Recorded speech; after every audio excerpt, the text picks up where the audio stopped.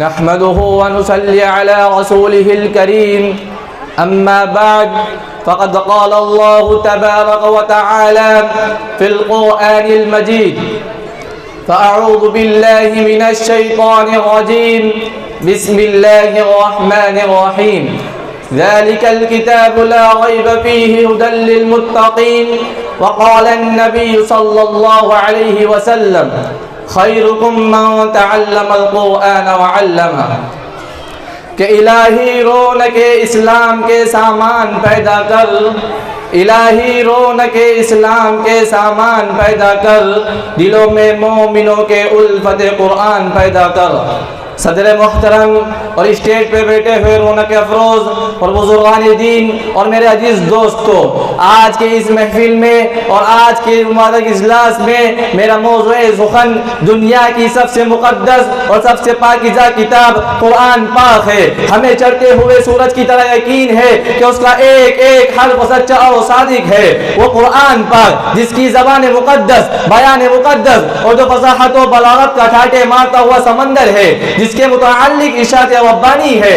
قرآن وہ کتاب ہے کہ اس کے صادق و باحق ہونے میں کوئی شک و شبہ نہیں، اور جس کے بارے میں محسن انسان صلی اللہ علیہ وسلم نے ارشاد فرمایا کہ تم میں سب سے بہترین شخص وہ ہے جو قرآن کریم کو سیکھے اور سکھائے۔ دعا کیجئے کہ خداوند قدوس ہم سب کو قرآن پاک کی دولت سے مالا مال فرمائے، آمین۔ نوجوان دوستو، قرآن پاک رب ذوالجلال کی طرف سے عطا کردہ وہ حسین تحفہ ہے جس نے 23 برس کی قلیل مدت میں پورے عالم میں وہ انقلاب برپا کر دیا کہ بڑے سے بڑے فصحاء، بلغاء، ادبا اور شعراء حیران و ششدر رہ گئے، جس کی آیتوں کو سن کر پتھر دل موم ہو گئے۔ دوستو، یہی وہ قرآن ہے جو رہتی دنیا تک کے انسانوں کے لیے سراپا ہدایت و رحمت ہے۔ یہی وہ قرآن ہے جس نے رسول کی رسالت کو اعجاز بخشا۔ یہی وہ قرآن ہے کہ جس نے پس مردہ قلوب کو تازگی بخشی۔ ہاں یہی وہ قرآن ہے کہ جس کی برکت سے جنات و شیاطینوں کا آسمانوں پہ جانا بند ہوا۔ یہی وہ قرآن ہے کہ جس کی برکت سے عزت و رفاعت کے شامیانے گڑ گئے۔ یہی وہ قرآن ہے کہ جس کی بدولت محبوب حقیقی کی رضا نصیب ہوتی ہے۔ یہی وہ قرآن ہے جو سچائی اور امانتداری کے درس دیتا ہے۔ یہی وہ قرآن ہے جس کی بدولت عمر فاروق کو ایمان نصیب ہوا۔ یہی وہ قرآن ہے جس کی نظیر پیش کرنے سے ساری دنیا عاجز و قاصر رہی۔ یہی وہ قرآن ہے جس کا مثل پیش کرنے سے عرب کے فصیح و بلیغ زبان دانی کے دعوے کرنے والوں نے گھٹنے ٹیک دیے۔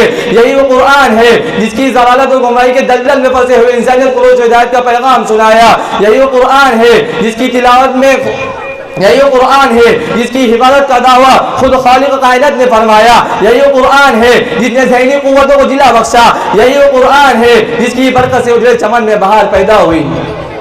محترم حضرات، آج کے اس نازک دور میں حفظ کلام پاک کو فضول سمجھا جاتا ہے، اس کے الفاظ رٹنے کو حماقت بتلایا جاتا ہے اور کہا جاتا ہے کہ اس کے الفاظ رٹنا اور بے سمجھے پڑھنا بے سود ہے۔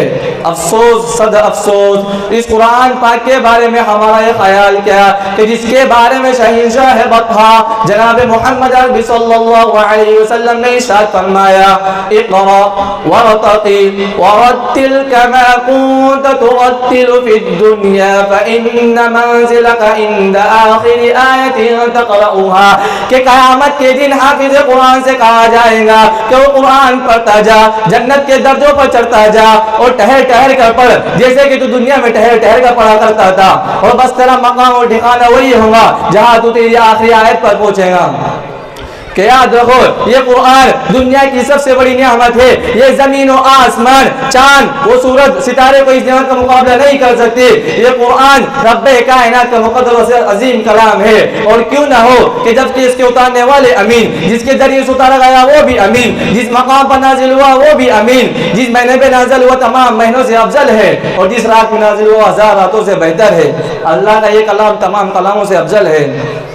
کہ حدیث پاک میں آتا ہے فضل کلام اللہ علی سائر کلام اللہ کفضل اللہ علی خلقہ، کہ اللہ کے کلام کو تمام کلاموں پر ایسی فضیلت ہے جیسے کہ حق تعالی شان کو تمام مخلوق پر۔ اور اللہ کا دلارا خدا کا پیار نبی صلی اللہ علیہ وسلم نے ارشاد فرمایا کہ جس نے قرآن پڑھا اور اس پر عمل کیا تو اس کے والدین کو کل قیامت کے دن سورج سے بھی زیادہ روشن تاج پہنایا جائے گا۔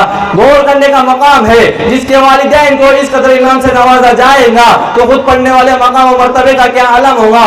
حضرات قیامت کا میدان ہوگا اور ایسے 10 آدمی ہو جن کے لیے جہنم واجب ہو چکی ہوں گی اور حافظ قرآن اپنی رب کی بارگاہ میں سفارش کرے گا, پروردگار عالم اس کی سفارش قبول کر لے گا اور ان کو حافظ قرآن کی برکت سے نجات عطا ہوگی. کہ دوستو خدا نخواستہ آج ہم نے اپنے بچوں کو 2 پیسوں کی لالچ میں آ کر دین سے دور رکھا اور ہماری نظر اخروی نعمتوں کے بجائے دنیا کی ڈگریوں پر رہی, تو یاد رکھو خدا کے یہاں جواب دینا ہوگا. بس اسی شے کے ساتھ میں اپنی تقریر کو ختم کرتا ہوں. بچوں کو اپنے دین و ایمان سکھاؤ, بچوں کو اپنے دین و ایمان سکھاؤ, اسلام کی بنیاد کی پہچان سکھاؤ. دنیا کی کتابوں کا انہیں علم دو لیکن دنیا کی کتابوں کا انہیں علم دو لیکن پہلے ہے ضروری انہیں قرآن سکھاؤ. وما علینا الا البلاغ. ماشاءاللہ.